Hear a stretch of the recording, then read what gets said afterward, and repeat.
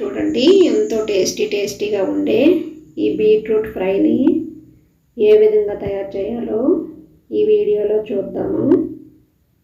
బీట్రూట్ని ఇలా పై చెక్కు తీసుకొని చిన్న చిన్న ముక్కలుగా కట్ చేసుకొని ఓవెన్లో నేను ఒక 5 మినిట్స్ ఈ ముక్కల్ని ఫ్రై చేసుకున్నానండి. ఇప్పుడు ఒక ప్యాన్ పెట్టుకొని 2 స్పూన్స్ ఆయిల్ వేసుకున్నాను. ఇప్పుడు 1 స్పూన్ ఆవాలు, 1 స్పూన్ జీలకర్ర, వెల్లుల్లిపాయ 1 కచ్చాపచ్చగా ఇలా దంచుకొని వేసుకున్నాను. చిన్న చిన్న ముక్కలుగా కట్ చేసిన కరివేపాకు, చిన్న ముక్కలుగా కట్ చేసిన పచ్చిమిర్చి, వీటన్నింటినీ ఇలా లో ఫ్లేమ్లో ఫ్రై చేసుకున్నామండి. చూడండి ఇలా ఫ్రై చేసుకున్నాం కదా. ఇప్పుడు ఓవెన్లో పెట్టుకున్న ఈ బీట్రూట్ ఇప్పుడు ఇందులో వేసుకుందాము. దీన్ని ఒక్కసారి ఇలా కలుపుకున్నాము. కలుపుకున్నాక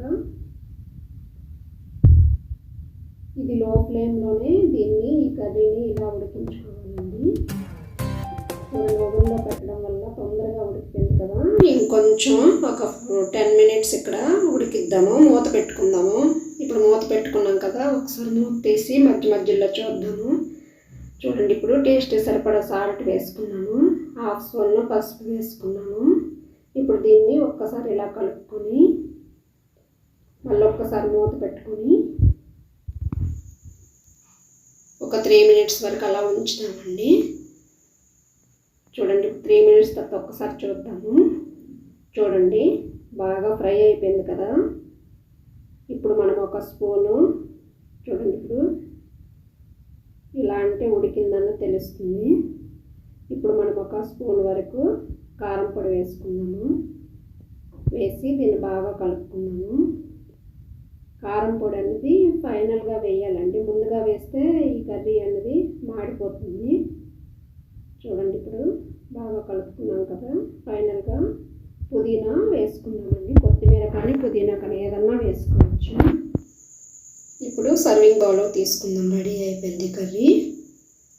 చూడండి ఎంతో టేస్టీగా ఉండే బీట్రూట్ కర్రీ రెడీ అండి. అక్కడక్కడ వెల్లుల్లిపాయ కనిపిస్తుంది కదా, చాలా టేస్ట్ ఉంటుందండి అది. ఈ కర్రీకి వెల్లుల్లిపాయ ఎక్కువ వేసుకుంటే బాగా టేస్ట్ ఉంటుంది. దాన్ని కూడా కచ్చాపచ్చగానే దంచుకొని వేసుకోవాలి. చూడండి ఎంతో కలర్ఫుల్గా కనిపిస్తుంది, ఎంతో టేస్ట్ కూడా ఉంటుందండి.